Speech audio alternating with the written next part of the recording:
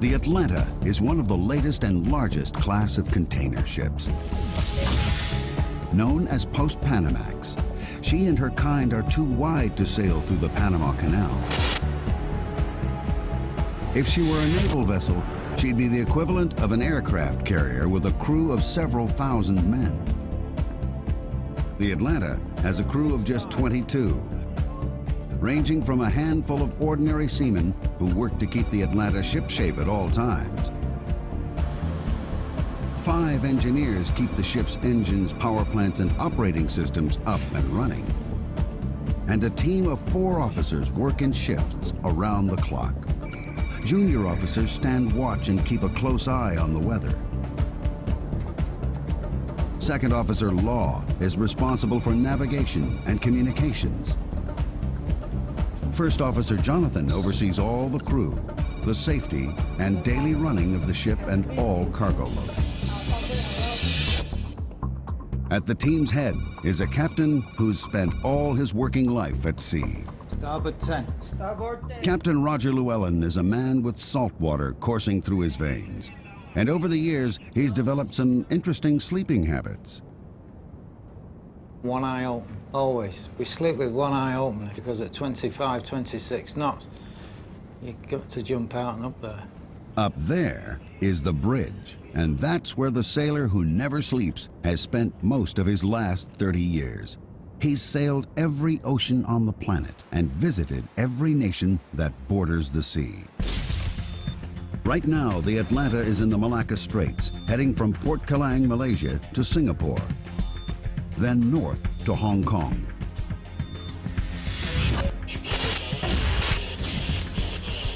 It's a hectic schedule on a crowded route. 050. A lot of traffic not doing what they're supposed to do, a lot of traffic not reporting.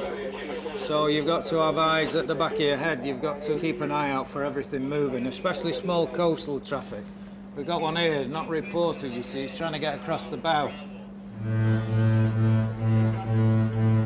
When the Atlanta blows her horn, you'd be well advised to move out of her way. Her vital statistics are staggering. From bow to stern, the Atlanta is 323 meters long. That's over 1,000 feet.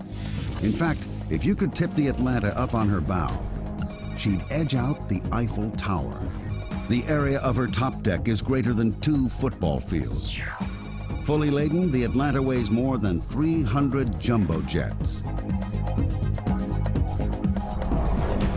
On her normal route, she carries cargo from Southeast Asia to the west coast of America and back again every 42 days.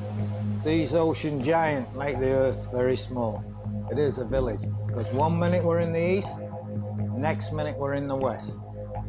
Very little time between the two. So we're constantly plying the world with manufactured goods. Mega ships like the Atlanta help keep the wheels of global commerce turning. Over half the world's cargo is carried in containers. In 1 year, nearly 20 million containers are moved a total of 300 million times. It's a payload worth almost $5 trillion. The Atlanta may be loaded down, but she still has to be on time. She runs to schedule for thousands and thousands of miles. She'll arrive on time. In Singapore, containers are arriving from all around the region. Some have a date with the Atlanta. These transfers must be planned with military precision. It's a chain where a weak link means a cargo gets delayed, or even worse, lost. The bottom line, the cargo must be at port waiting when the Atlanta docks.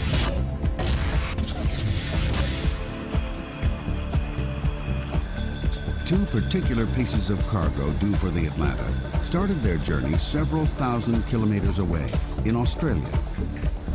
One is precious and fragile, a shipment of 999 cartons of wine from the lush vineyards of South Australia.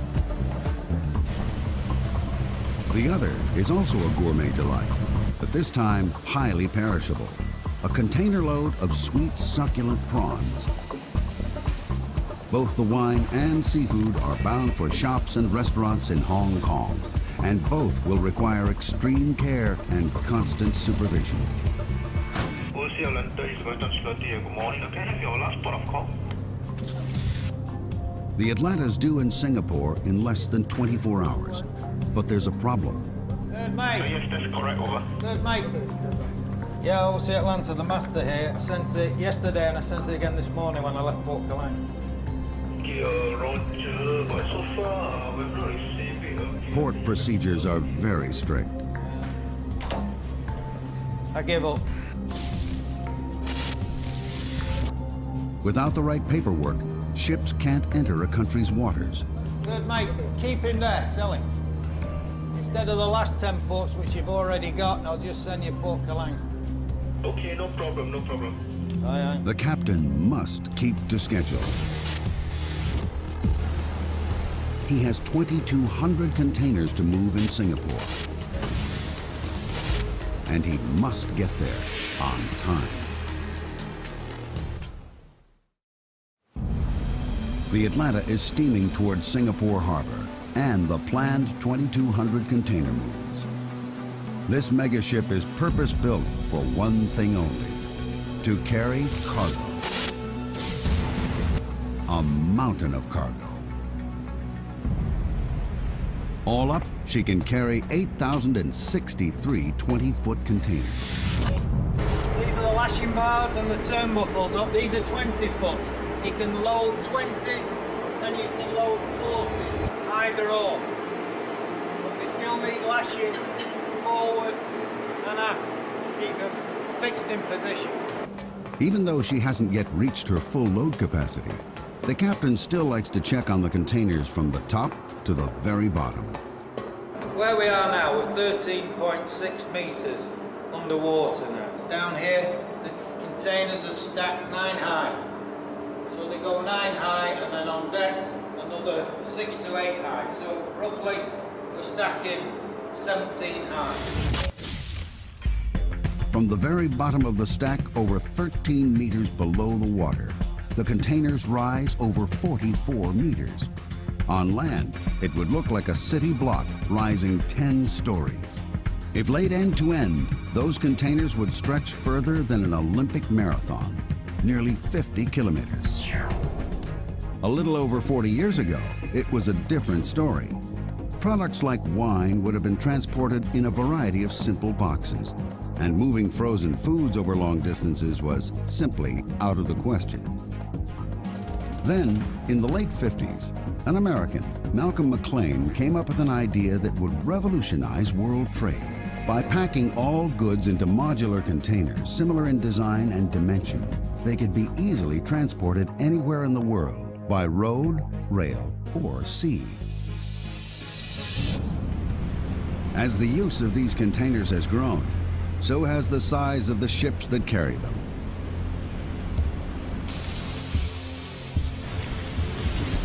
The Atlanta is one of 12 SX-class ships built for OOCL by the Samsung shipyard in Korea. It took over 8,000 workers nearly 9 months to build her, at a cost of over $150 million. She is the largest ship ever built when she was contract. And she had been installed the largest main engine when available in that time. For the engine power that he was given, for the speed he wants, he's done, for me, a great job. When first launched, the SX class held the world record as the largest container ship ever built. We use the high tensile steel to get the minimum light ship weight so that we can maximize the cargo loading capability. It's that combination of high tensile steel and the design of the hull that gives the Atlanta her enormous load-carrying ability. This that runs the full length of the ship is a very important structural member for stresses, because you must remember there's so many big openings that the ship is bending all the time.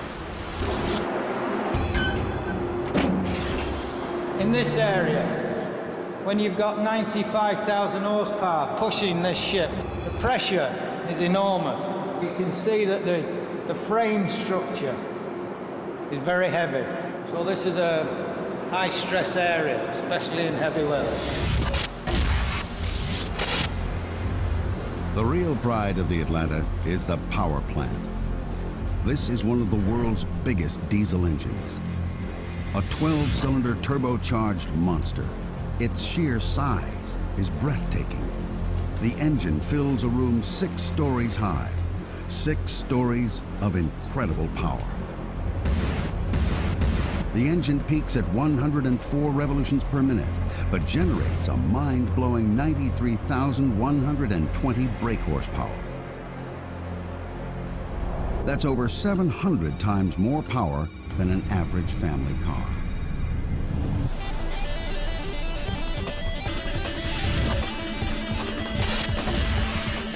And all that power adds up to one thing: speed through the water.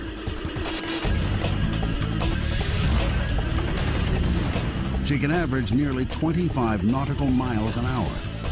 That's fast enough to water ski behind, as long as you can handle that huge stern wash. While at sea, the Atlanta can notch up over 570 nautical miles a day. But a speed like that comes at a price. This ship, she burns a lot of fuel. Full speed, she'll burn 230, 240 tons a day. That's a staggering 10 tons of diesel every hour the ship is underway. She may be thirsty, but she's also a clean engine. And that starts with clean fuel. A series of filters remove impurities before the diesel is pumped into a holding tank and heated to 129 degrees. Hot fuel and gas is an explosive mix.